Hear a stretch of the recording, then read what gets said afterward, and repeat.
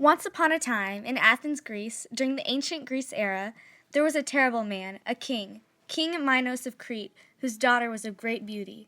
Her name was Princess Ariadne. When King Minos' son was killed in Athens, he became angered and attacked the city. The Athenians asked for King Minos to provide them with terms in order to avoid the deaths of many innocent youths. These terms stated that each year Athens had to sacrifice 7 maidens and 7 youths to the fearsome Minotaur, half human, half bull, whom Minos housed in the labyrinth, an expanding, living maze that tortured everyone who entered. Nobody ever came out of the maze alive. If they didn't starve to death or go crazy, they would eventually run into the Minotaur and be eaten. One year, during the sacrificial party choosing, Theseus, son of Poseidon and Aretha, volunteered to be part of this party, hoping to destroy the Minotaur and be the first to exit the labyrinth alive, besides Daedalus, the creator of the labyrinth and prisoner of King Minos.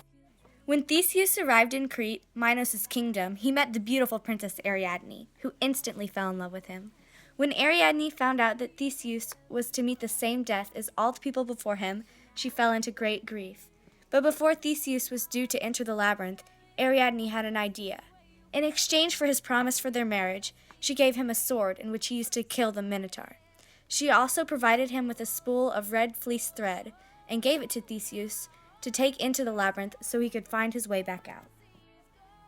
Theseus took the string into the labyrinth with him. Ariadne was in great distress while her soon-to-be husband was possibly being tortured to death.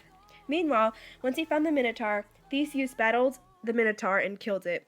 He then followed the special string Ariadne gave him, and that is how he found his way out. Then he took Princess Ariadne with him, so King Minos could not find out that Princess Ariadne had helped Theseus, therefore saving her own life along with his. They escaped to an island off the coast of Crete called Naxos. What Theseus did on this island was astonishing. He left Ariadne there while she was sleeping to finish his journey.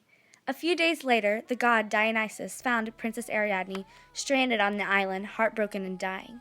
Dionysus fell in love and married her. When Princess Ariadne died, Dionysus brought her back to Mount Olympus, where the gods live, and made her his immortal wife. Ariadne and Dionysus have lived happily since then. We believe that the main character in this myth is not Theseus, but Ariadne. The story doesn't end or begin with the Minotaur, but the Minotaur is at the heart of the old myth, as it is in the heart of the labyrinth. Ariadne is the true conqueror of the labyrinth. Theseus is commonly believed to be her mere tool to escape her father's trap. We can look at her story as if she's the scorned one, abandoned by a man she had trusted, helped, and loved. She was extremely clever to think of a simple solution to best the complex labyrinth. Many people pity her because they see that she was abandoned on Naxos, but what became of that situation was greater than she could have ever imagined. She became immortal and was married to a very powerful yet honest and kind man. She eventually got her happily ever after in Mount Olympus. The author wrote this story to inform us that wisdom can best strength. The theme of this selection is that things aren't always as they seem, because in the beginning, Ariadne is portrayed as a little helpless girl who is desperate for love. In the end, we can see that Ariadne is a strong individual who used Theseus for her own benefit. In Ariadne's string, Ariadne symbolizes women, wisdom, and power. Theseus symbolizes pride, strength, and men.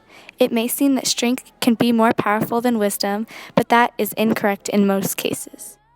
The author gives background information first and portrays Ariadne as a helpless princess. In the middle, she is looked upon like a desperate child in search of love. At the end, the author shows that Ariadne is dumped. We see that Ariadne gets her happily ever after. For most of the story, if you look on the surface, you see that Ariadne is depressed for most of it. If you read between the lines, you can see that Ariadne was not as she seemed. She was strong, yet sly. Overall, the summary of the story is 7 maidens and 7 youths have been sent to Crete to be sacrificed to the Minotaur. Theseus is one of the 7 that year, and he went to Crete to meet the princess of Crete, Princess Ariadne, daughter of the evil King Minos. She fell in love and gave him a spool of thread and a sword to help him survive. He survived the labyrinth thanks to Ariadne. He took Ariadne with him, but left her stranded on the island of Naxos. She then married Dionysus and lived happily ever after.